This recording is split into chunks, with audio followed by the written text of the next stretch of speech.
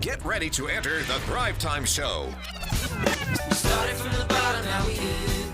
We started from the bottom, and we'll show you how to get here. Started from the bottom, now we here. We started from the bottom, now we here. We started from the bottom, now we're on the top. Teaching you the systems to get what we got. Colin Dixon's on the hooks, I break down the books. Z's bringing some wisdom and the good looks. As the father of five, that's why I'm alive. So if you see my wife and kids, please tell them hi. It's the C&Z up on your radio. And now 3, 2, 1, here we go. We started from the bottom, now we here. We started from the bottom, and we'll All right, Thrive Nation, on today's show, what we're doing is we're talking about this idea as an entrepreneur, why you have to, and I'm quoting Jack Welch here, you have to face reality as it is and not as it was or as you wish it to be. I'm going to repeat. You have to face reality as it is, not as it was or as you wish it to be.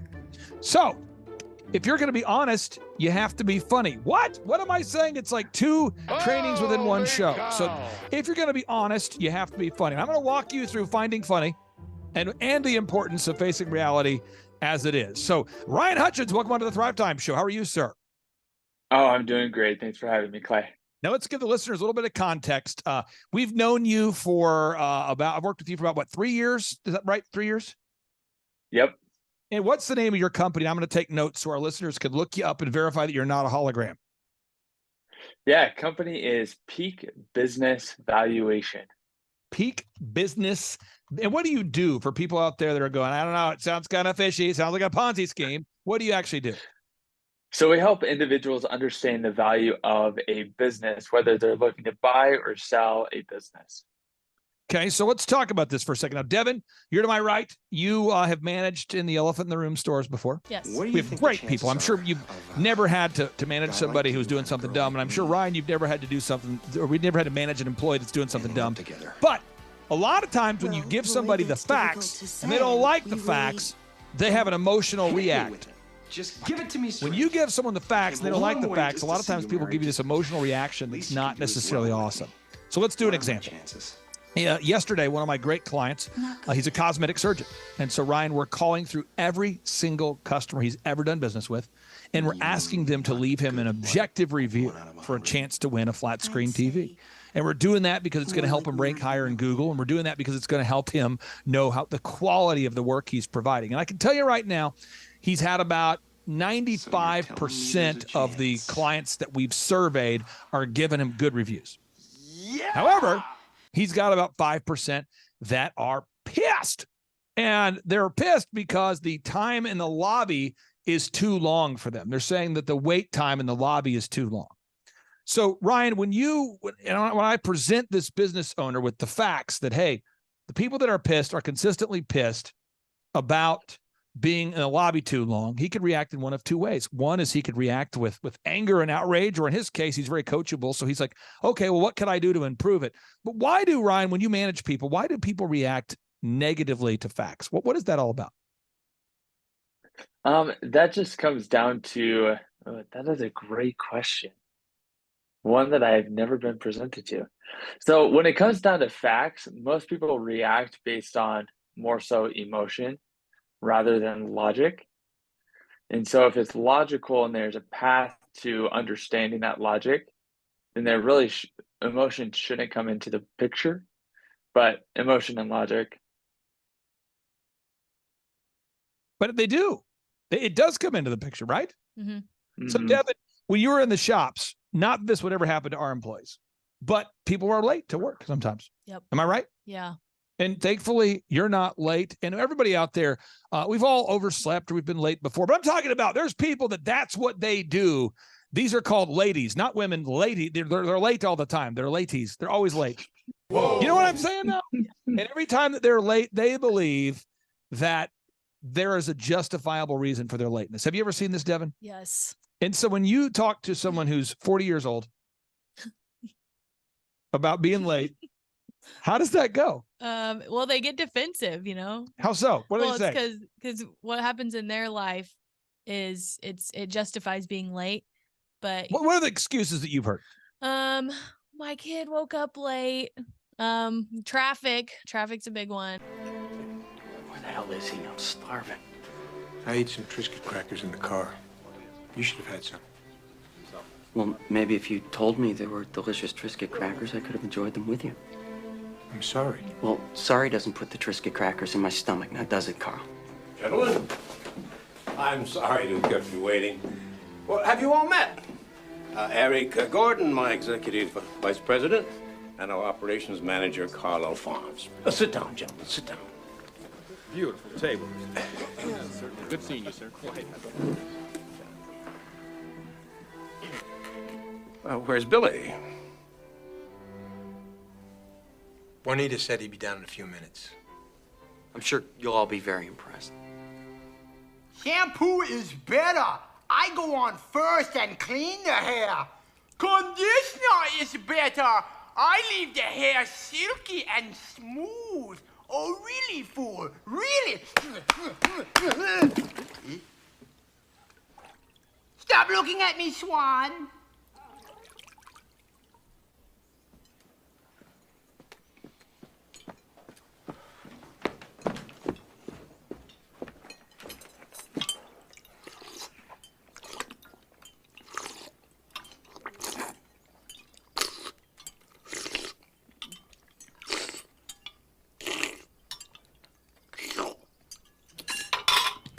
Hey, Carl, what's up?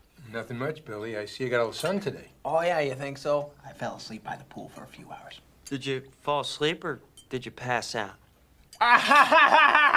Shut up! Miss their alarm. I mean, there's all just, it's all a bunch of baloney. Right. Just Okay. So excuses. now as I'm going to walk people through right now, how to find funny. What am I saying?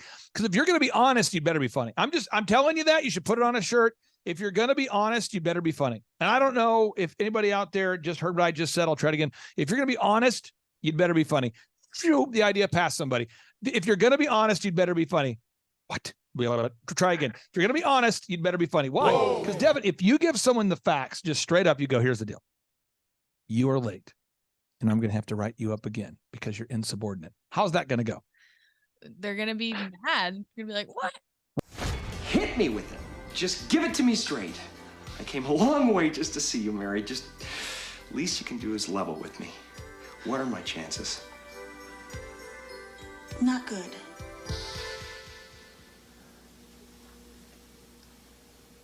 You mean not good like 1 out of 100? I'd say more like 1 out of a million.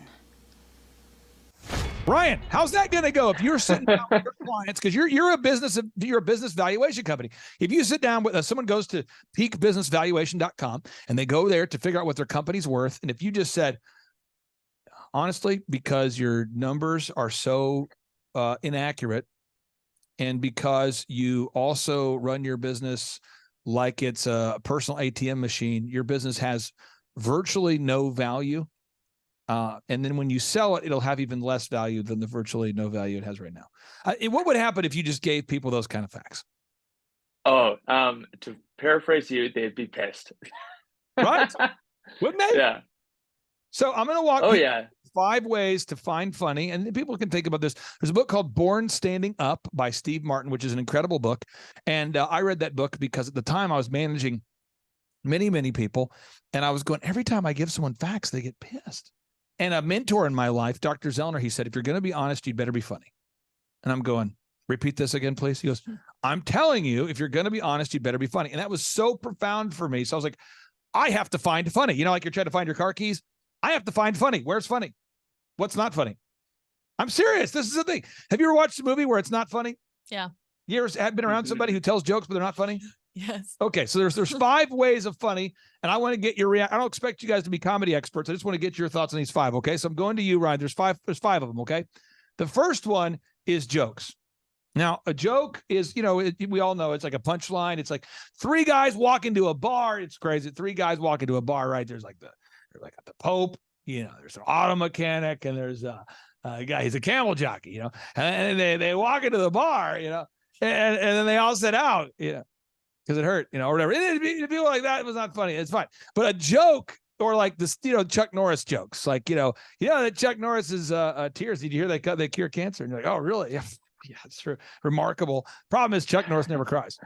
Whoa. Here's what went down, okay? I'm standing beside this guy. This entire thing starts off with a sneeze. A sneeze started this entire situation off, okay?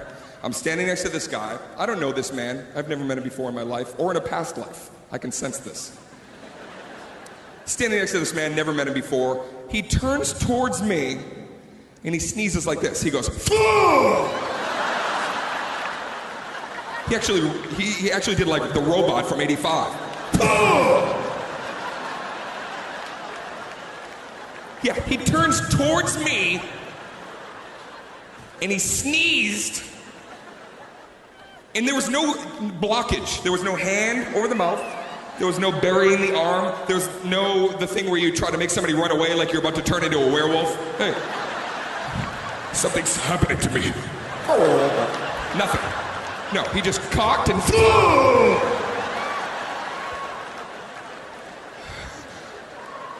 Two things happened. First of all, it scared the ever-living out of me, okay?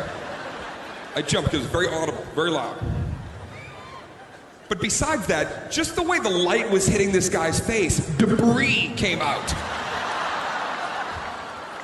A lot of stuff, almost like when you use Windex and you put it on mist mode, you know, mist mode? As opposed to, what is that other mode, laser mode? Does anybody even use that? Is that in case you want to mount a sniper scope on your Windex and... I got to stay in about 8 clicks. I am taking the shot. Negative, I missed.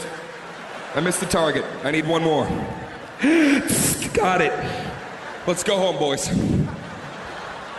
I'm gonna tell you right now, please, when you use the Windex bottle, never put that shit halfway. Always make sure it's lined up. There's no joke here. Don't do that. Bad things happen to good people. I know somebody here is gonna go home tonight and go, hold on, I gotta try this. What happens if you don't line it up? I just wanna see. Hold on. What if when you did that, a ghost came out of it? He told you not to. I am Windextor. I will clean your soul.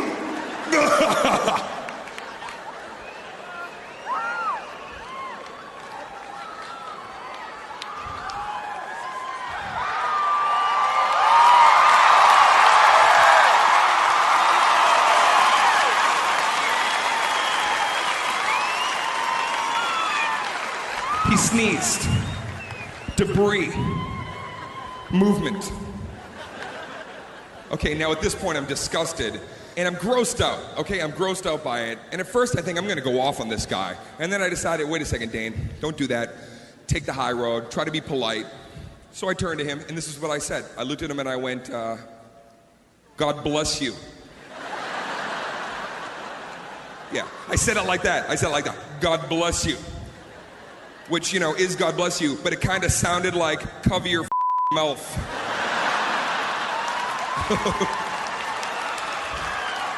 Yeah, incognito.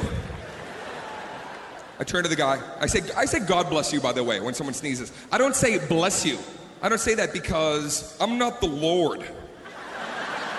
I can't do that. I'm just a messenger for big guns upstairs, you know what I'm saying?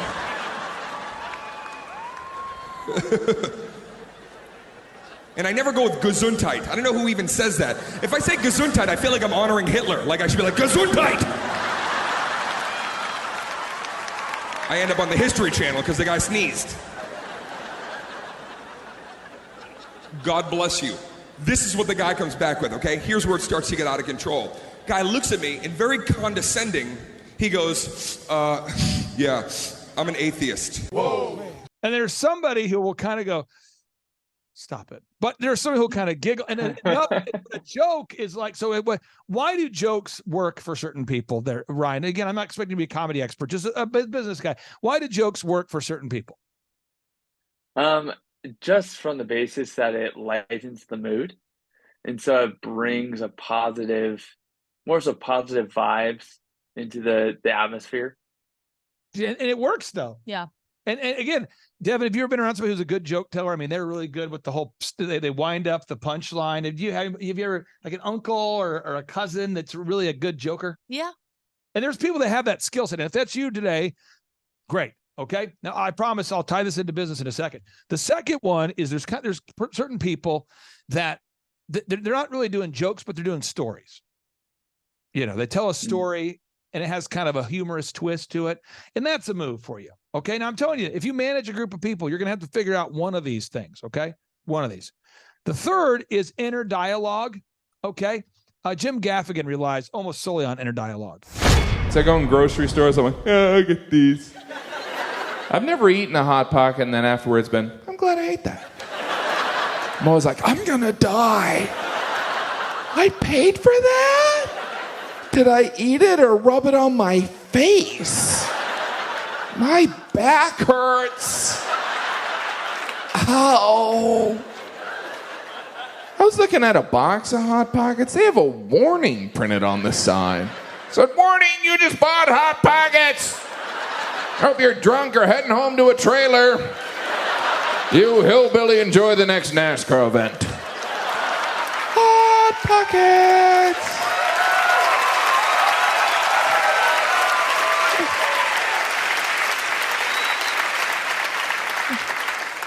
I like NASCAR. He's a jerk.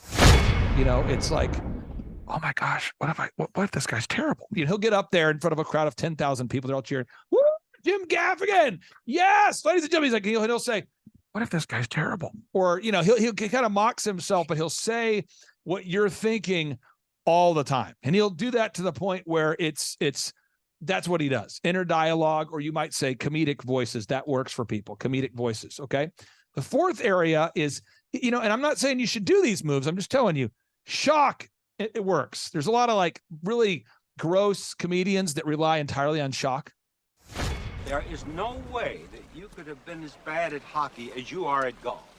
All right, let's go. Oh! You like that, old man? You want a piece of me? I don't want a piece of you. I want the whole thing.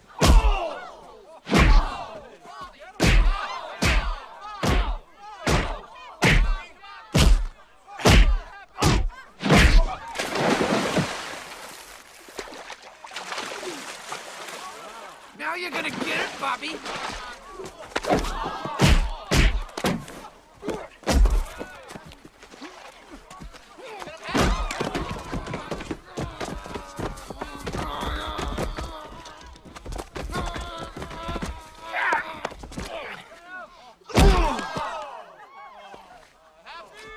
The price is wrong, bitch.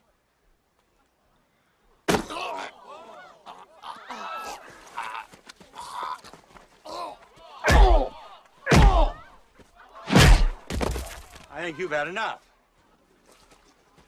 No? Now you've had enough.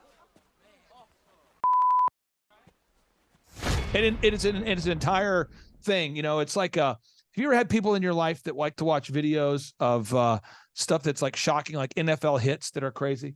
Yes. Have you ever seen this? People that like to watch like epic fails of snow skiing?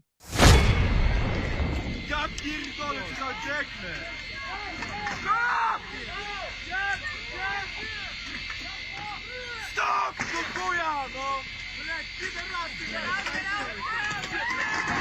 Твою мать! Uciekaj,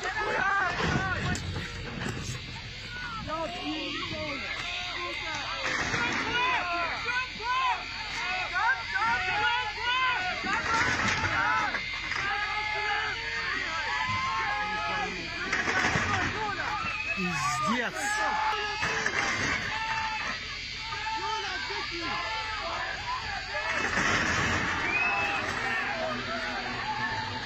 Блять.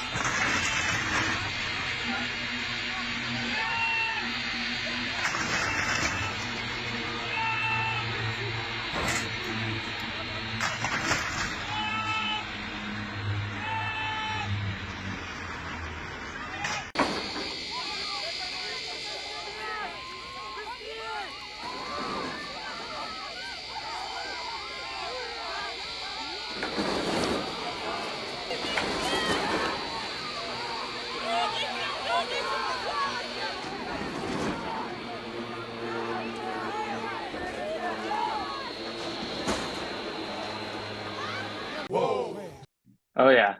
Yeah, like it's a thing, okay? And then the other thing is the recovery. Recovery humor is where you are actually doing something that's not funny, but you recognize it's not funny and you mention that it's not funny, and therefore people think it's funny. So what Dave Letterman relied on that his entire career. His entire career, he would go through the top 10 list, and a lot of times it wasn't funny. So he'd be like, hang in there, folks, it gets worse, you know, and he had a certain enthusiasm that went with it that allowed you as the viewer to recognize that he also agreed with you that it wasn't funny.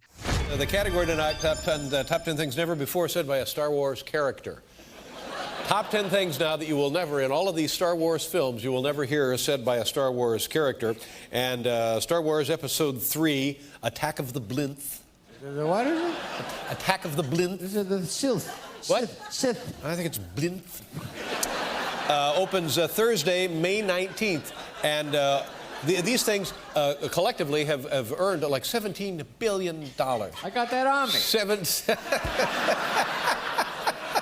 $17 billion. Wow. And so what we have now is a list of things you will never, in all of these films, hear said by a Star Wars character. Yeah. Attack of the Telemundo. I hope I don't have to beat anybody up. All right. The category top 10 things never before said by a Star Wars character. And ladies and gentlemen, presenting tonight's top 10 list, 10 characters from Star Wars. Here we go.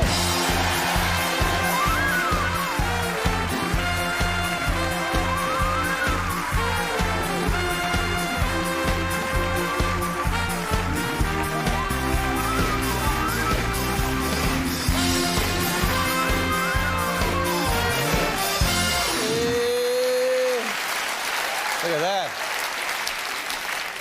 Hey, see, Paul, that third one in, that's a blinth. That one right there, that's a blinth. That little one? That's a blinth, absolutely. I like blinths, actually, with sour cream. They're excellent, aren't they? Yeah. Top 10 things never before said by a Star Wars character. Here we go, number 10, C-3PO. May the Force be with the Miami Heat.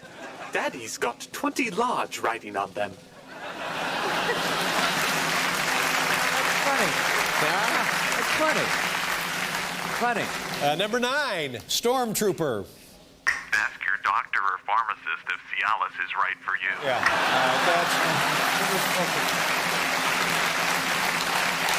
Never spoken by a character. Number 8, Ewok.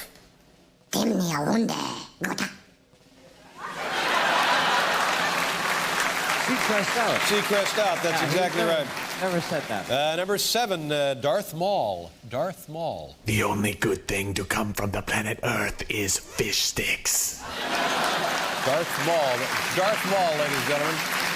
I like to walk up and down the Darth Maul. I know you do, just Paul. For exercise. You go to the food court, too, don't you? That's like... Yeah. Number 6, R2-D2.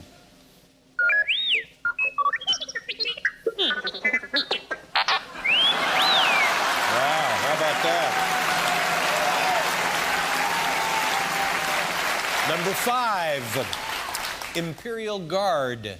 The only people more powerful than I are Emperor Palpatine and Oprah. Emperor Palpatine. Him. Yeah. Ladies and gentlemen, number 4, Chewbacca.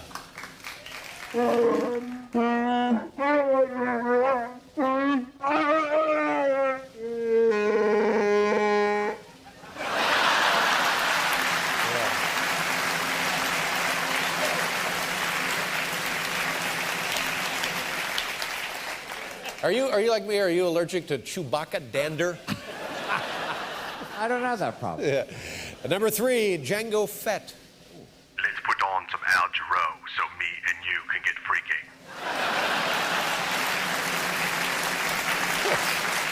Lord. Number 2, Tusken Raider.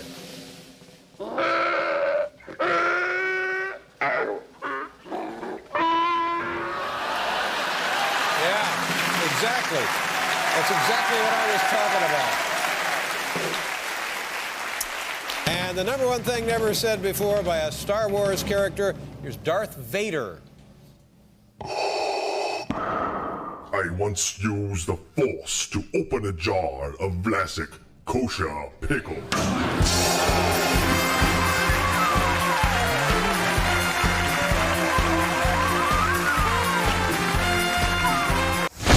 And he went with it. So let's talk about this into your business culture. Ryan, do you have a weekly meeting with your staff or a monthly meeting or some kind of gathering with your staff? Yes, we do. We do a daily huddle, and then once a month we do a culture meeting. So that meeting you do with your staff, how does it start? It starts with wins, losses, and jokes. Wins, just really? Yes, it does. Okay, now I want to be very clear. Now, wins, just so we're clear, this is how to lead a staff meeting. Okay, so if you're going to start a staff meeting, you always want to start off with wins. Okay, so you do a staff meeting, you want to start off with wins.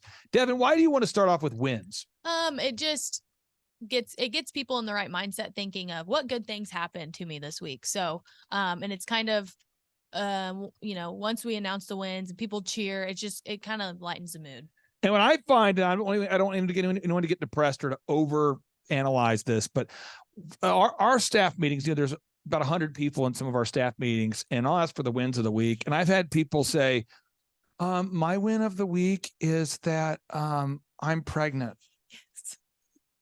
Right? Yeah. And somebody in our group will go, great. What's your husband's name? And they're like, oh, we're not married. And then they're like, okay, well, what's his name? Like, we're not together. And it's like, okay, are you excited? No, not really. Have you seen this? Yes. They do it. Yeah, it happens all the time. It's crazy. You'll say, what's the win of the week? And someone will go, last week was the lowest sales I've ever done, so it'll only get better from here. Yeah. Like, there's people like that, is it not? Yeah. It's like, oh, my son had cancer, but he's coming home today. Like something where and you're like, oh, is he alive? Is he? So I mean, be careful for that. And that provides some good humor if you can react to it. Yep. Ryan, have you ever had crazy wins where you ask someone for a win and they give you something that's not a win, but you're like, oh, okay. Have you ever had that happen? I bet we've had, but I don't know. Most people keep those to themselves and tell me in our individual meetings. How many people are in your staffing meeting typically right now? 9 people.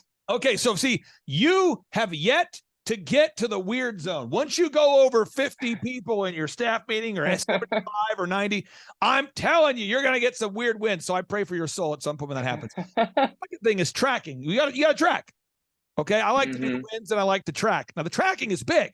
Now again, when you go over the numbers, if they're not good, if you don't have some sort of mastery of some sort of humor, if you cannot provide some kind of comic relief, even in the movie Saving Private Ryan, which is a dark, heavy movie, there are funny aspects of the movie. Even in the movie Thin Red Line, the war movie, there are funny little humorous portions of that movie. Even in a movie like Speed, this bus movie where they run around the whole movie, they can't stop the bus or whatever it is, there's moments of comic relief. You've just got to have some comic relief in your meeting. If you don't have some sort of smiling or some sort of, if your meetings become like a Nazi rally with, how many leads do we have this week?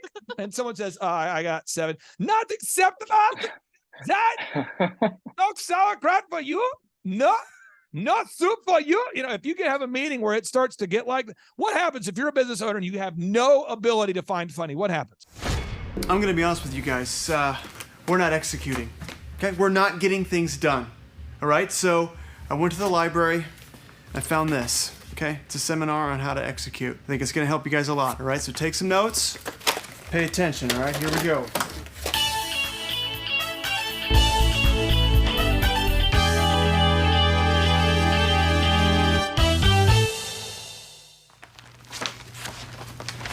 Jeffrey, are you okay? You look frustrated. It's just so hard to get things done, especially in the workplace. Ugh, tell me about it. Has this ever happened to you? Well, if so, you've come to the right place. Hi, I'm Ron Dawson, and you're watching Getting It Done, Executing in the Workplace.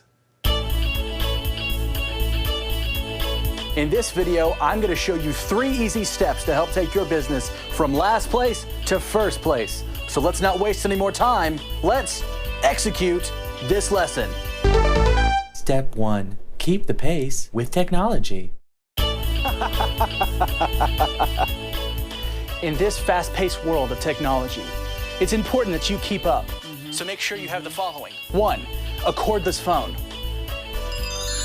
2, a fax machine. And number 3, a lightning-fast connection to the World Wide Web using a secure dial-up modem. Don't let the 90s pass you by. Hello. Step 2, communicate with colleagues. I'm here for the meeting at 3. Jeffrey, the meeting was at 1. What? Uh-oh, looks like these two didn't communicate. Avoid these and other time wasters by communicating with colleagues using interoffice mail and writing things down. Step 3, use effort to succeed. I have a lot of work to do, but I'm tired. I'm gonna take a nap. Jeffrey, what are you doing? You know you can't reach your dreams if you don't do anything. Try using effort to succeed. Now you got it, Susan. In order to succeed, you have to try. Even if you want to quit, don't, because you are too legit to quit. My name's Ron Dawson. Thanks for watching. All right, let's go execute. What happens if you're a business owner and you have no ability to find funny? What happens?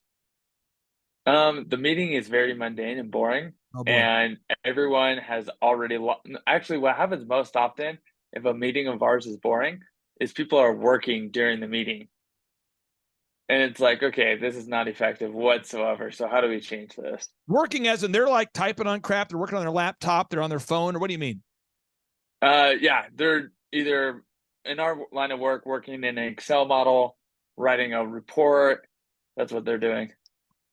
It's just, and again, I'm taking notes here because this is some profound crap you're going to find in the notes. It's so important to understand this.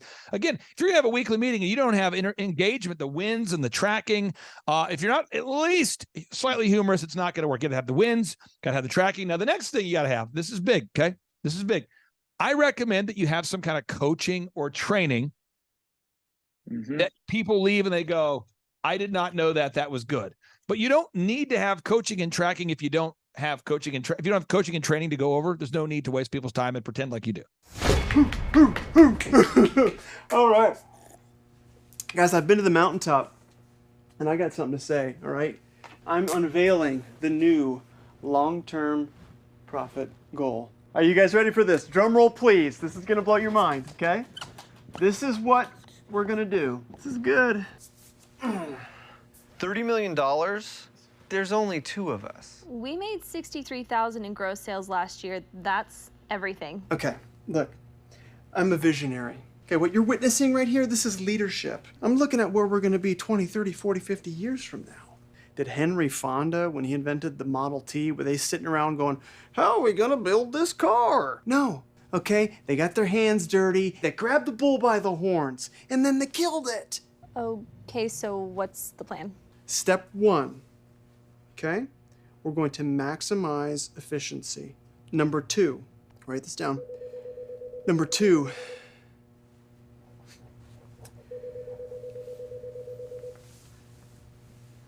step 3, emulsification. Listen, if you guys follow those steps, we're going to hit our goal by the winter of 2032. Okay, what an incredible Christmas that'll be. All right, so you guys know what you're doing? No. Awesome. All right, I'm going to hit the links. Ooh, Daddy likes. Yeah, and I've seen people who go, on today's staff meeting, we're going to cover, I used to have a guy I worked with years ago. I won't mention his name, but it's so awkward there, Ryan. This guy used to have me travel out to his business once a month for his staff meeting to help him grow his business. And he would have me come out to his meeting, and he was a big coffee guy. And I'll never forget this meeting. This is a true story. He says, guys, he's sipping on his coffee. He would do like a loud sipper too. He'd be like, guys. And there'd be like, 15 people, and no one appreciated what was happening here. I want you guys to know, and this is how we'd start the meeting. We could have gone on a trip to, together. Okay. Could have done it. Had a vacation package. We could have won. You guys were in the qualifying and you did not hit it. So we're not going to Mexico. We're not going there. So starting now, right now, we're going to start making 200 calls a day starting now. You know why? Because we're going to start making 200 calls a day, and we're going to do it starting now.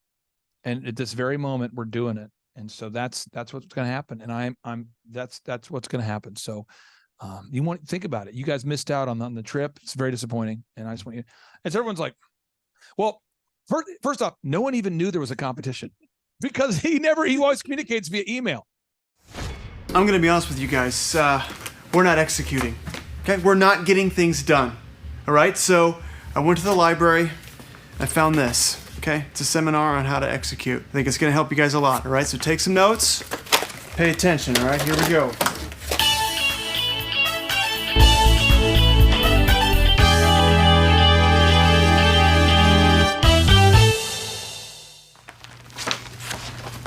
Hey, Jeffrey, are you okay? You look frustrated. It's just so hard to get things done, especially in the workplace. Ugh, tell me about it. Has this ever happened to you? Well, if so, you've come to the right place. Hi, I'm Ron Dawson, and you're watching Getting It Done, Executing in the Workplace.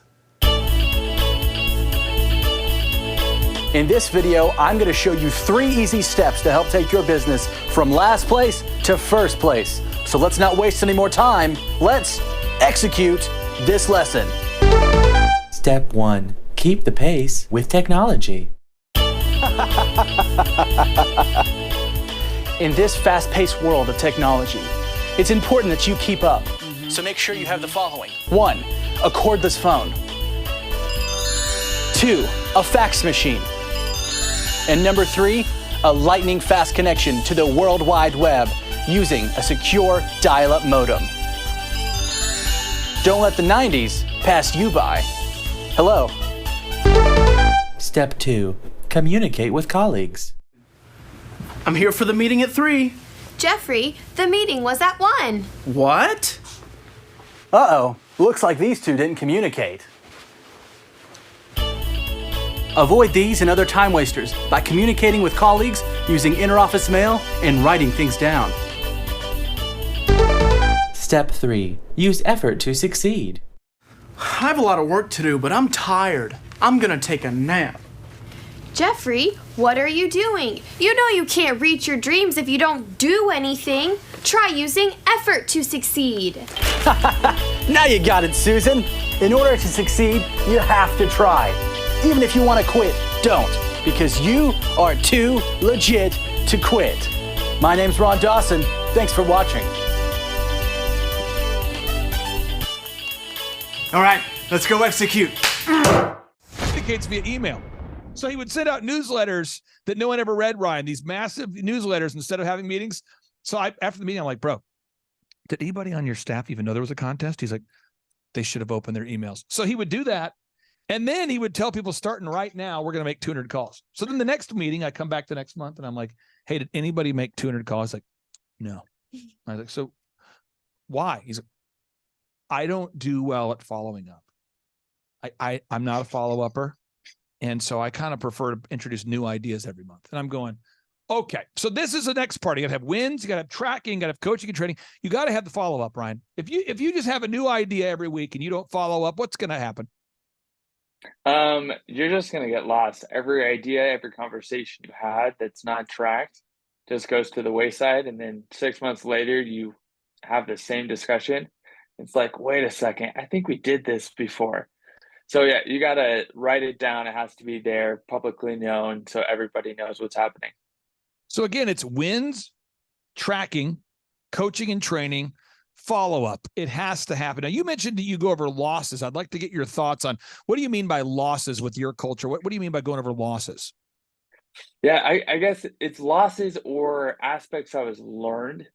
So like about 2 months ago, we had a very heated situation with a bank that we were doing a business valuation for, where some kind of confidential information was shared with the seller of a company, and we only share that with the bank. And it blew up a transaction, and we were the party to blame.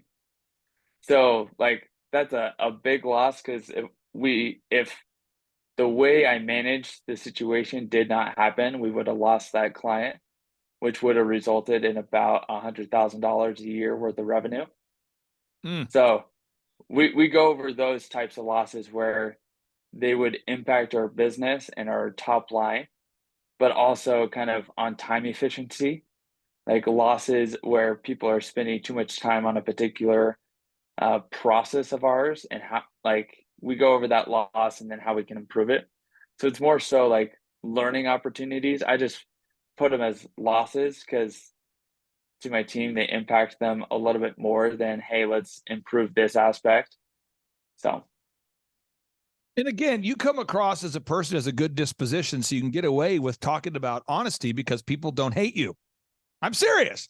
If your staff hates you, they're not going to probably be open to feedback or coachability. This is so important. So again, I'm telling you folks, I'm walking you through the specific aspects of a successful company, but I'm also telling you, if you're going to be honest, you better be funny. So again, Devin, you got to go over the wins. Yep. You got to go over the tracking. Make sure you have coaching and training every single week. You got to have follow-up. Okay. Now, aspect number 5, you got to go over burning fires. You can't not go over the burning fires. So Devin, last week, elephant in the room, the haircut chain, what stuff broke? Well, we're constantly dealing with the shampoo bowl hose just messing up. Why? Exactly. So it just like gets clogged. So we have to call, the plumbing company. Why? And and then we have to, the lint trap of the dryer is clogged. So we have to clean it out. We have to vacuum it out. It's never going to end. Yeah, it's never going to end. It's never going to stop because it's always going to be a burning fire every single week, because having a business is like having a garden. Yep. A lot of pressure. You got to rise above it. You got to harness in the good energy, block out the bad. Harness, energy, block, bad. Feel the flow happy. Feel it. It's circular. It's like a carousel. You pay the quarter, you get on the horse. It goes up and down and around. Circular, circle, with the music, the flow, all good things. And so something like, it's just every week, lint gets clogged. You're never going to get to the end of that. It's, you got to understand running a business involves pulling weeds every week. There's going to be small burning fires. You got to put them out every single week. And then number 6, you have to leave with action steps. Action steps, action steps, action steps. And so, Ryan, with your particular brand, I'm going to focus on yours for a second. Who is the kind of person listening today that should take action and get a hold of you? Like, what's kind of your ideal and likely buyer that would say, wow, I could benefit greatly from peakbusinessvaluation.com? Yeah, so essentially it's individuals who are looking to understand the value of a business. So whether they're looking to buy a business, sell a business, or like an equity stake in the business, or they're doing gift and estate planning, that's who we work with on a daily basis. So again, if you're out there today and you go, I learned something today, but I don't take action, then it's sort of meaningless. Knowledge without application is meaningless. So I would say, if you want to know what your business is worth, I would recommend you go to peakbusinessvaluation.com. If you're looking for to buy a business, to sell a business, to obtain an SBA loan, for equipment appraisals, again, you can learn all of these things and gain access to all these tools at peakbusinessvaluation.com. Now, if you go to thrivetimeshow.com on part 2 of today's show, I'm going to introduce you into a new success story, a thriver out there who's been absolutely dominating and growing his company. And if you want to become the next success story, all you have to do is go to thrivetimeshow.com and request tickets for an in-person 2-day interactive business workshop. Or you can schedule one-on-one business coaching, and that starts with a free 13-point assessment, and I do that to see if you're a good fit. And if you do become a client, we charge $1,700 a month, and it's very transparent in the pricing, and that's how we do it. But Ryan, for people out there, again, we've worked with you now for 3 years ish. What kind of growth have you seen in your business, peakbusinessvaluation.com? Well, the number that I've been telling you for the last 3 months was 218%. Yeah. However, Andrew and I went over the accurate numbers, looking at kind of trailing 12 months before we started with you and trailing 12 months as of today.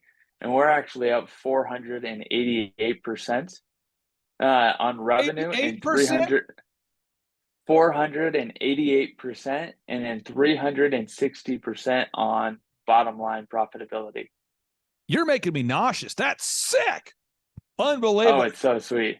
I am so excited for you, man. Again, that's peakbusinessvaluation.com. Ryan, we'll talk to you next week. Again, folks, check it out. It's peakbusinessvaluation.com. Take care, sir, and have a great day. Oh, you too. See you, Clay. Bye-bye. If we go back 8 years ago, think about the number of clients you had back then versus the number of clients you have now.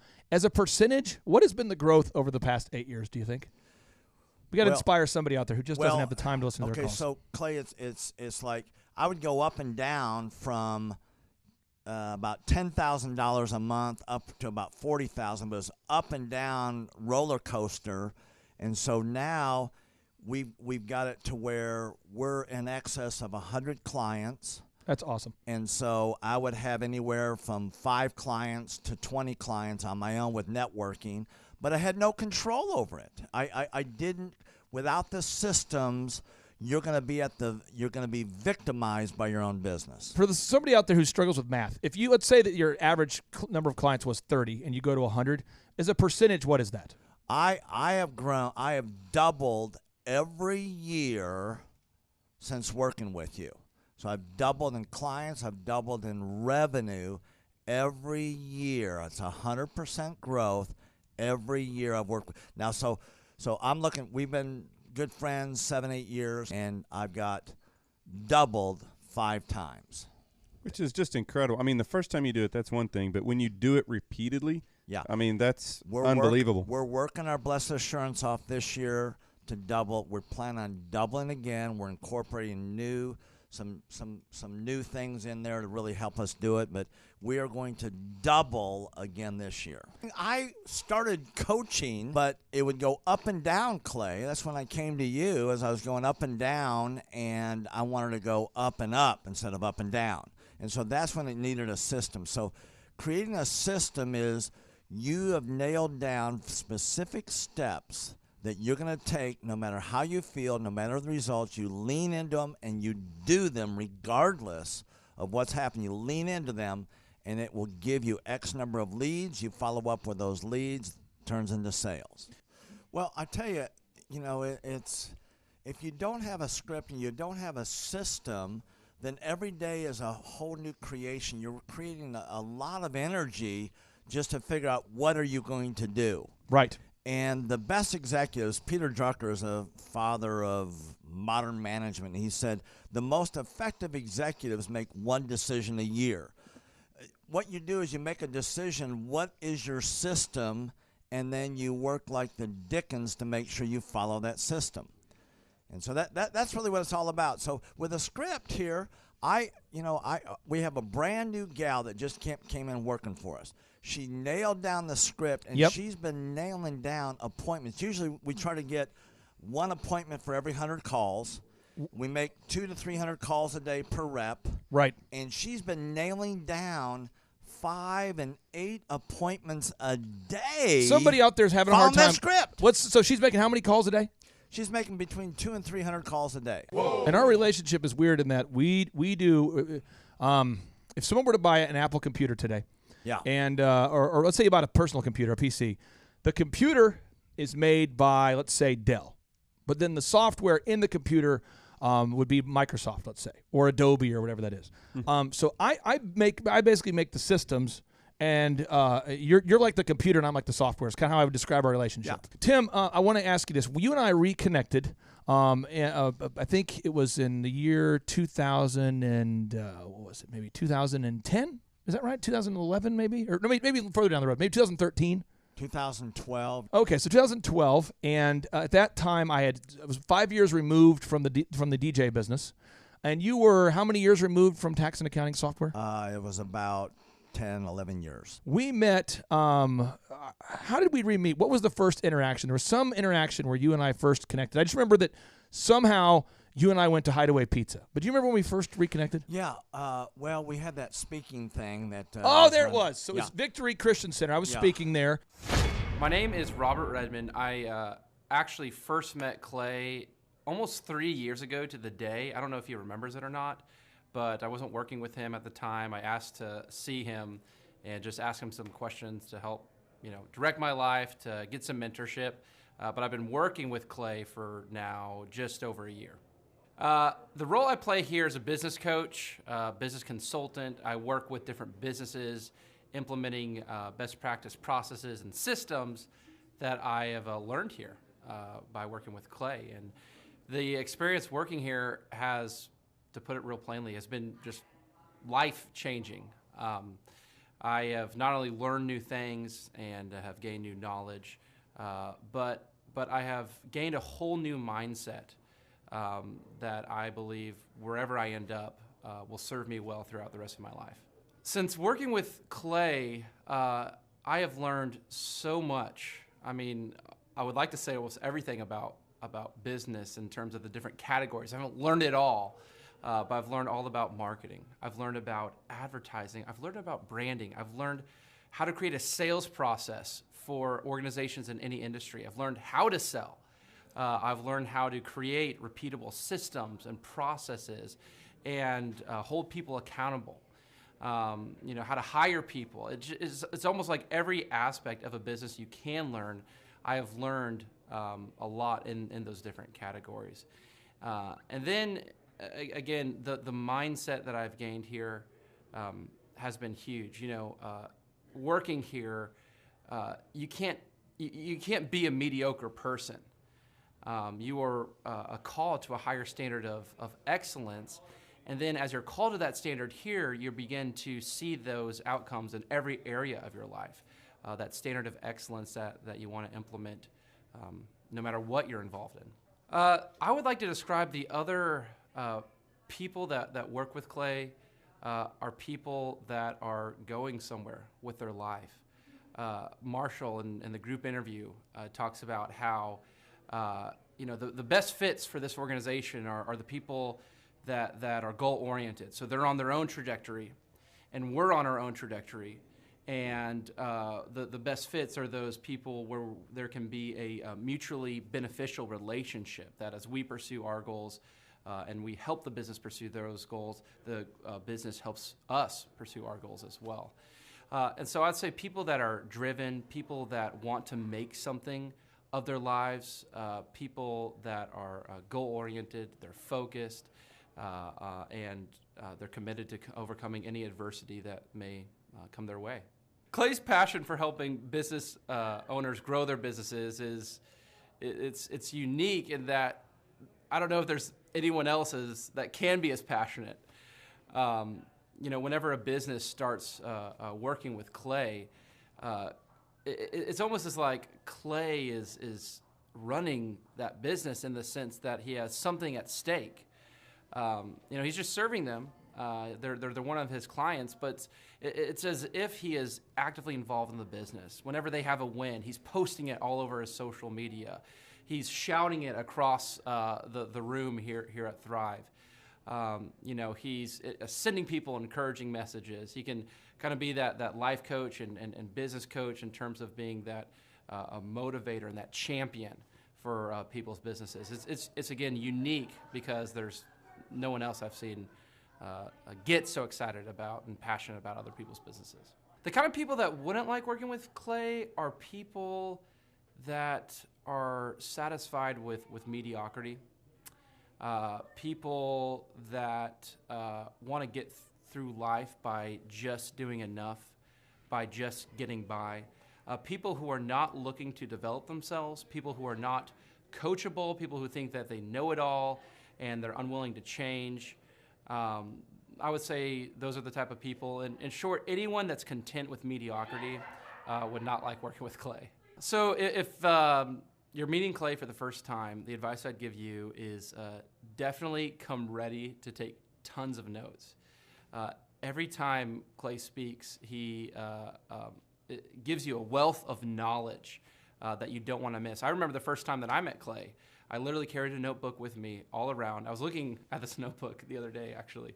I carried a notebook with me all around, and I just took tons of notes. I filled the entire notebook in about 3 or 4 months, just from being around Clay, following him, and learning from him. And then I would say, come coachable. Be open to learning something new. Be open to challenging yourself. Be open to learning and adjusting parts about you that need to be adjusted. All right, Thrive Nation, on part 2 of today's show, I'm going to introduce you to a thriver, a longtime client who's having massive growth. He continues to grow year after year. We've had the honor to work with him over the past 3 years. He's doubled the size of his company. Gabe Salinas, welcome to the Thrive Time Show. How are you, sir? I'm doing wonderful today, Clay. What about yourself? Well, I'm fired up for people to go to your website and verify you're not a hologram. What is the web address, sir, if people want to discover your website and find it if you're a real person? They can visit us at windowninjas.com. Windowninjas.com. Windowninjas.com. Okay, so I want to ask you this here. I'm going to walk you through this. The big idea I'm covering today is if you're going to be honest, you'd better be funny. And so I'm walking people through finding funny. So let's just do an example here, okay? If you have your staff meeting and you hold your staff accountable, which you do at Window Ninjas, and somebody was supposed to get a certain number of Google reviews, and they're supposed to clean the windows on time and on budget, and they're supposed to drive to the correct route, and at the end of the day, the employee comes back to you, and maybe he ran into a mailbox, and maybe he didn't get a Google review, and maybe he didn't clean the windows as you expected. Could you picture a scenario like that happening? Having managed now at this point hundreds of employees, could you ever picture a situation where an employee of yours somehow wrecks the company vehicle or somehow doesn't quite clean the windows up to the standards or doesn't get a review or somehow fails to deliver? Have you ever seen that happen? Unfortunately, Clay, yes. Okay. And all of the above. If you deliver the news to this person, let's say they're a good person, they just screwed up one time, and you deliver the news without a smile or at least some kind of positive, humorous energy or some kind of, I tell people that the method is you better kick, but then hug. I mean, if you're going to kick, you better hug. You know what I mean? If you deliver the truth without at least some kind of joy behind it or some kind of, what's going to happen to that employee very quickly? A lot of frustration. Head down and fist. They're going to get a little angry. They get frustrated. You just didn't appreciate me. You didn't appreciate the fact that I wrecked your truck because I was busy getting to the job at 4 o'clock in the morning. And you've seen this before. Now, again, I'm walking people through the 5 ways to find funny. So in your culture, there's 5 of them we're going to go through, but the first one is jokes. Do you ever use jokes in your company culture to lighten the mood? Are you a joke guy? And I'm not saying that you should be a joke guy, but do you tend to use jokes in staff meetings? I see a lot of owners do that. Some people don't. Do you use jokes? Absolutely. All the time. You do? Every day. Oh, yeah, absolutely. So you're constantly creating a little bit of humor in the organization. Why are you doing that? Well, yeah, you got to have humor, right? And you got to have fun. It all comes back to fun. And fun is one of our core values here at Window Ninjas. So even though you might make a mistake, we're going to make fun of you about that mistake that you made, just so that maybe you can get a better understanding of what you did and how we can make it humorous, and maybe you can learn from it in a better way. Stories. The second way to find funny is deliver stories. I'm sure you've had stories of jackassery that's happened over the years, or things that are crazy, or the craziest glass cleaning project you've ever done. Do you ever share stories with your staff? Funny stories of things that have happened throughout your career as the window cleaning man?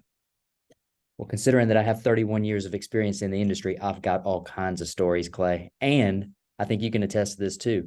The older you get, the more the stories come out.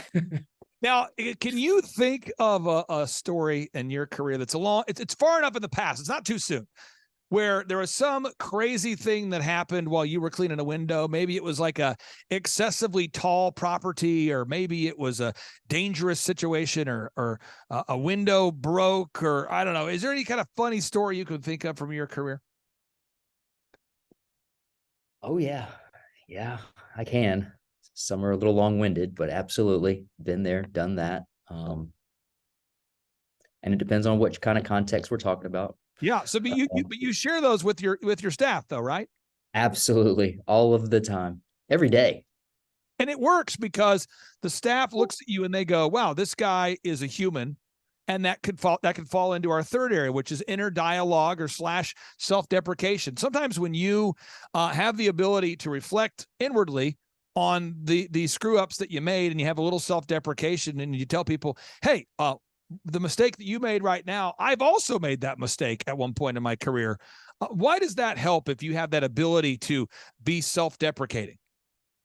Well, I think that helps people a lot because they understand that you have been in their shoes. So utilizing those stories and letting them know that, hey, man, I once made a mistake as well, doing the same thing, which is why we now have this system and process of doing ABC, right, as opposed to ABD. Okay. And those stories typically help to, put a positive light on the situation, let the employee understand exactly where they made the mistake and how we're going to avoid that mistake later in the future, because we don't want bad situations to happen to them because we've already been there, namely me. Now, one other way to find funny is through like shock or something that's physically different than normal. I mean, in staff meetings, sometimes in my office, I'll hire the mariachis to come in. And people are like, why are the mariachis here? I'm like, because it's Monday, Mariachi Mondays, or some people, or I'll hire real things I've done. I've hired alligators, and they had their mouths taped, but I had alligators walk around the office one day. I've done that. I brought in the llamas. I tell people we got to have no drama, so we're bringing in the llamas. I've done that before. I brought in alpaca. I could tell you countless examples of where I've hired mariachis. I've hired balloon artists. I brought a chiropractor into the office one day to just adjust everybody's spine during the workday. Can you talk about why it's important, or maybe an example of in your career where you've maybe done something that's a little bit different, unorthodox, just to shake it up a little bit and kind of get people out of the monotony there at Window Ninjas? Well, doing things that are a little different and unorthodox kind of inspires people, especially when they're so used to being in this kind of mold of like everything's the same. They talk to their friends and, oh, we got to go to work today. And they talk to their buddy, oh, we got to go to work today. And then they talk to their wife, they got to go to work today. And then you're like, well, what kind of great things go on at your office? And they all say the same thing. Most of the time it's like, well, nothing really. We sit down, we put our headphones on, we take some phone calls, we help a customer, we give somebody a cheeseburger or whatever the case may be. But what they really want is to be able to tell a good story about something that was fun and exciting that happened to them at that specific day, at their specific job, so that they can actually, feel good about what they've done. It's important to do those kind of things. We do it all the time. Same thing as you. I haven't brought the llamas in, but that's a good one. But you run a company with many employees, and you understand that if you don't create a fun and work environment, people aren't going to want to be there over time. And that's why I wanted to tap into your wisdom on this, because we've worked with you to help you scale Window Ninjas, and you're to the point now where you have how many locations are open at this point there? We got 12 locations currently. 12 locations are open right now for Window Ninjas. 12. And you can't have 12 locations unless you're able to manage a team of people. So people out there that they want to tap into the success of Window Ninjas and the proven systems that you guys have there, you're now franchising at windowninjas.com. So as we kind of close this portion of today's show, can you walk us through maybe the top 3 or 4 reasons why everybody would want to buy a Window Ninjas, maybe the top 3 or 4 reasons why everyone would want to purchase a Window Ninjas franchise, and then maybe tell us how much it costs to actually buy a windowninjas.com franchise? Absolutely.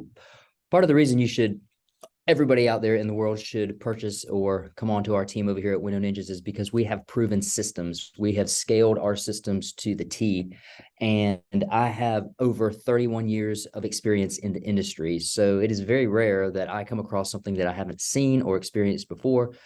And I am probably one of the 5 people in the country that have over 30 years of experience in this particular industry. Like I said, we have a proven system, scalability. We allow you to be your own boss. And for $49,000, $500, you can purchase a Window Ninjas franchise and become successul, just like all of our other locations here at Window Ninjas.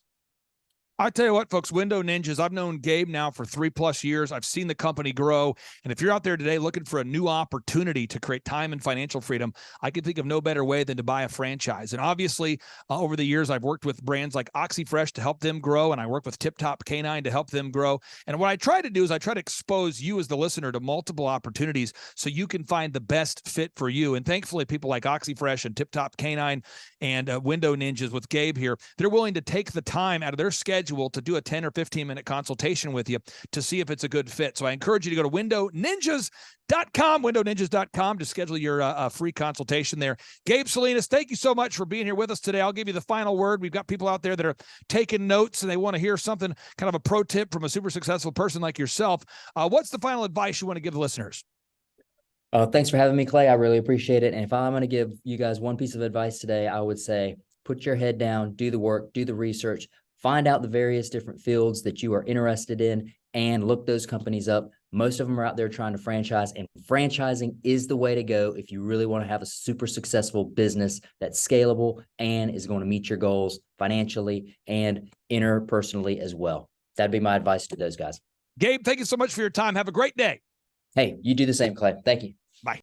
The number of new customers that we've had is up 411% over last year. We are Jared and Jennifer Johnson. We own Platinum Pest and Lawn and are located in Owasso, Oklahoma.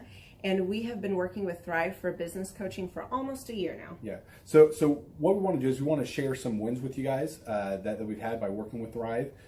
First of all, we're on the top page of Google now. Okay. I just want to let you know what type of accomplishment this is. Our competition, Orkin, Terminex, they're both $1.3 billion companies. They both have 2,000 to 3,000 pages of content attached to their website. So to basically go from virtually non-existent on Google to up on the top page is really saying something.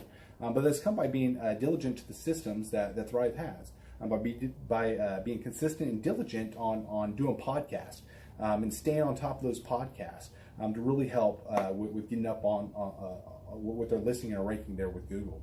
And also we've been trying to get Google reviews, asking our customers for reviews. And now we're the highest rated and most reviewed pest and lawn company in the Tulsa area. And that's really helped with our conversion rate. And the number of new customers that we've had is up 411% over last year. Wait, say that again. How much are we up? 411%. Okay, so 411% we're up with our new customers. Amazing. Right. So not only do we have more customers calling in, we're able to close those deals at a much higher rate than we were before. Right now, our closing rate is about 85%, and that's largely due to, first of all, like our Google reviews that we've gotten people really see that our customers are happy, but also we have a script that we follow. And so when customers call in, they get all the information that they need. That script has been refined time and time again. It wasn't a one and done deal. It was a system that we followed with Thrive in the refining process, and that has obviously the 411% shows that system works. Yeah. So here's a big one for you. So last week alone, our booking percentage was 91%. We actually booked more deals, more new customers last year than we did the first 5 months. Or I'm sorry, we booked more deals last week than we did the first 5 months of last year from before we worked with Thrive. So again, we booked more deals last week than the first 5 months of last year. And it's incredible. But the reason why we have that success is by implementing the systems that Thrive has taught us and helped us out with. Some of those systems that we've implemented are group interviews. That way we've really been able to come up with a really great team. We've created and implemented checklists. That way everything gets done and it gets done right. It creates accountability. We're able to make sure that everything gets done properly, both out in the field and also in our office. And also doing the podcast, like Jared had mentioned, that has really, really contributed to our success. But that, like I said, the diligence and consistency in doing those and that system has really, really been a big blessing in our lives. And also, it's really shown that we've gotten the success from following those systems. Yeah. So before working with Thrive, we were basically stuck. Really no new growth with our business. And we were in a rut and we didn't know. The last 3 years, our customer base had pretty much stayed the same. We weren't shrinking, but we weren't really growing either. Yeah, and so we didn't really know where to go, what to do, how to get out of this rut that we're in. But Thrive helped us with that. They implemented those systems. They taught us those systems. They taught us the knowledge that we needed in order to succeed. Now it's been a grind. Absolutely, it's been a grind this last year. But we're getting those fruits from that hard work and the diligent effort that we're able to put into it. So again, we were in a rut. Thrive helped us get out of that rut. And if you're thinking about working with Thrive, quit thinking about it and just do it. Do the action, and you'll get the results. It will take hard work and discipline, But that's what it's going to take in order to really succeed. So we just want to give a big shout out to Thrive, a big thank you out there to Thrive. We wouldn't be where we're at now without their help. Hi, I'm Dr. Mark Moore. I'm a pediatric dentist. Through our new digital marketing plan, we have seen a marked increase in the number of new patients that we're seeing every month, year over year. One month, for example, we went from 110 new patients the previous year to over 180 new patients in the same month. And overall, our average is running about 40 to 42% increase month over month, year over year. The group of people required to implement our new digital marketing plan is immense, starting with a business coach, videographers, photographers, web designers. Back when I graduated dental school in 1985, nobody advertised. The only marketing that was ethically allowed in everybody's eyes was mouth-to-mouth marketing. By choosing to use the services, you're choosing to use a proven turnkey marketing and coaching system that will grow your practice and get you the results that you're looking for. I went to the University of Oklahoma College of Dentistry, graduated in 1983, and then I did my pediatric dental residency at Baylor College of Dentistry from 1983 to 1985. Hello, my name is Charles Kolaw with Kolaw Fitness. Today I want to tell you a little bit about Clay Clark and how I know Clay Clark. Clay Clark has been my business coach since 2017. He's helped us grow from 2 locations to now 6 locations. We're planning to do 7 locations in 7 years and then franchise. And Clay has done a great job of helping us navigate anything that has to do with like running the business, building the systems, the checklists, the workflows, the audits, how to navigate lease agreements, how to buy property, how to work with brokers and builders. This guy is just amazing. He's this kind of guy has worked in every single industry. He's written books with like Lee Crockrell, head of Disney, with the 40,000 cast members. He's friends with like Mike Lindell. He does Reawaken America tours where he does these tours all across the country where 10,000 or more people show up to some of these tours. On the day-to-day, he does anywhere from about 160 companies. He's at the top.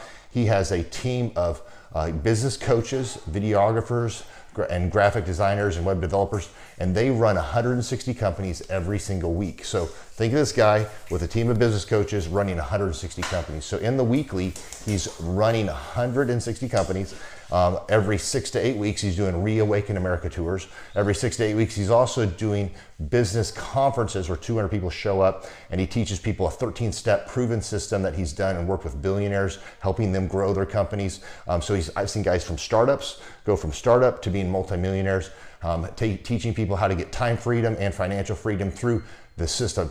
Critical thinking, document creation, putting it into organizing everything in their head to building into a franchisable, scalable business. Like one of his businesses has like 500 franchises. That's just one of the companies or brands that he works with. So amazing guy, Elon Musk kind of like smart guy. He kind of comes off sometimes as socially awkward, but he's so brilliant and he's taught me so much. When I say that, like Clay is like, he doesn't care what people think when you're talking to him. He cares about where you're going in your life and where he can get you to go. And that's what I like most about him. He's like a good coach. A coach isn't just making you feel good all the time. A coach is actually helping you get to the best you. And Clay has been an amazing business coach. Through the course of that, we became friends. I was really most impressed with him is when I was shadowing him one time. We went into a business deal and listened to it. I got to shadow and listen to it. And when we walked out, I knew that he could make millions on the deal. And they were super excited about working with him. And he told me, he's like, I'm not going to touch it. I'm going to turn it down because he knew it was going to harm the common good of people in the long run. And the guy's integrity just really wowed me. It brought tears to my eyes to see that this guy, his highest desire was to do what's right. And anyways, just an amazing man. So anyways, impacted me a lot. He's helped navigate anytime I've got nervous or worried about how to run the company or, navigating competition and an economy that's like, I remember we got closed down for 3 months. He helped us navigate on how to stay open, how to get back open, how to just survive through all the COVID shutdowns, lockdowns. I'm Rachel with Tip Top Canine, and we just want to give a huge thank you to Clay and Vanessa Clark. Hey guys, I'm Ryan with Tip Top Canine. Just want to say a big thank you to Thrive 15. Thank you to Make Your Life Epic. We love you guys, we appreciate you, and really just appreciate how far you've taken us. This is our old house. right? This is where we used to live a few years ago. This is our old neighborhood. As you can see, it's nice, right? So this is my old van and our old school marketing, and this is our old team. And by team, I mean it's me and another guy. This is our new house with our new neighborhood. This is our new van with our new marketing, and this is our new team. We went from 4 to 14, and I took this beautiful photo. We worked with several different business coaches in the past, and they were all about helping Ryan sell better and just teaching sales, which is awesome, but Ryan is a really great salesman. So we didn't need that. We needed somebody to help us get everything that was in his head out into systems, into manuals and scripts, and actually build a team. So now that we have systems in place, we've gone from 1 to 10 locations in only a year. In October 2016, we grossed 13 grand for the whole month. Right now it's 2018, the month of October. It's only the 22nd. We've already grossed a little over 50 grand for the whole month, and we still have time to go. We're just thankful for you, thankful for Thrive and your mentorship, and we're really thankful that you guys have helped us to grow a business that we run now instead of the business running us. Just thank you times 1,000. The Thrive Time Show 2-day interactive business workshops are the highest and most reviewed business workshops on the planet. You can learn the proven 13-point business systems that Dr. Zellner and I have used over and over to start and grow successful companies. I mean, we get into the specific steps on what you need to do to optimize your website. We're going to teach you how to fix your conversion rate. We're going to teach you how to do a social media marketing campaign that works. How do you raise capital? How do you get a small business loan? We teach you everything you need to know here during a 2-day, 15-hour workshop. It's all here for you. You work every day in your business, but for 2 days you can escape and work on your business and build these proven systems so now you can have a successful company that will produce both the time freedom and the financial freedom that you deserve. You're going to leave energized, motivated, but you're also going to leave empowered. The reason why I've built these workshops is because as an entrepreneur, I always wish that I had this. And because there wasn't anything like this, I would go to these motivational seminars, no money down, real estate, Ponzi scheme, get motivated seminars, and they would never teach me anything. It was like you went there and you paid for the big chocolate Easter bunny, but inside of it, it was a hollow nothingness. And I wanted the knowledge, and they're like, oh, but we'll teach you the knowledge after our next workshop.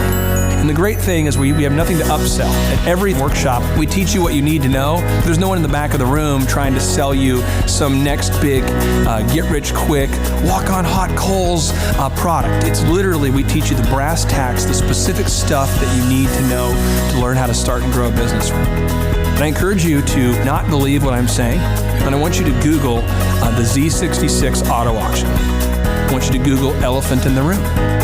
Look at Robert Zellner and Associates. Look them up and say, are they successful because they're geniuses, or are they successful because they have a proven system? When you do that research, you will discover that the same systems that we use in our own business can be used in your business. Come to Tulsa, book a ticket, and I guarantee you it's going to be the best business workshop ever, and we'll even give you your money back if you don't love it. We've built this facility for you, and we're excited to see you. Hey, I'm Ryan Wimpy with Tip Top Canine, and I'm the founder. I'm Rachel Wimpy, and I am a co-founder. So we've been running Tip Top for about the last 14 years, franchising for the last 3-4 years. So someone that'd be a good fit for Tip Top loves dogs, they're high energy, they want to be able to own their own job, but they don't want to worry about, that high failure rate. They want to do that like bowling with bumper lanes. So you give us a call, reach out to us, we'll call you, and then we'll send you an FDD, look over that, read it, fall asleep to it, it's very boring, and then we'll book a discovery day, and you come and you can spend a day or two with us, make sure that you actually like it, make sure training dogs is something that you want to do. So an FDD is a franchise disclosure document. It's a federally regulated document that goes into all the nitty-gritty details of what the franchise agreement entails. So who would be a good fit to buy a Tip Top Canine would be somebody who loves dogs, who wants to work with dogs all day as their profession. You'll make a lot of money, you'll have a lot of fun, it's very rewarding. And who would not be a good fit is a cat person. So the upfront cost for Tip Top is $43,000. And a lot of people say they're generating doctor money, but on our disclosure, the numbers are anywhere from over $1 million a year in dog training, what our Oklahoma City location did last year, to 25, 35 grand a month. To train and get trained by us for Tip Top Canine, to run your own Tip Top Canine, you would be with us for 6 weeks here in Tulsa, Oklahoma. So we've been married for 7 years. 8 years. 8 years. So if you're watching this video, you're like, hey, maybe I want to be a dog trainer. Hey, that one sounds super amazing. Go to our website, tiptopcanine.com, click on the yellow franchising tab, fill out the form, and Rachel and I will give you a call. Our Oklahoma City location last year, they did over $1 million. He's been running that shop for 3 years. Before, he was a youth pastor with 0 sales experience, 0 dog training experience before he ever met with us. So just call us, come spend a day with us, spend a couple days with us, make sure you like training dogs, and own your own business. Well, the biggest reason to buy a Tip Top Canine is so you own your own job and you own your own future, and you don't hate your life. You get an enjoyable job that brings a lot of income but is really rewarding.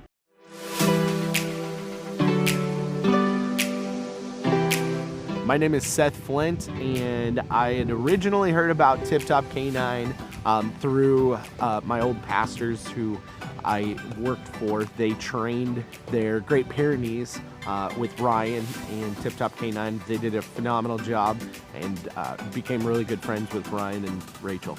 I was working at a local church, and it was a great experience. I ended up leaving there and working with Ryan and Tip Top Canine. The biggest thing that I really enjoy about being self-employed is that I can create my own schedule.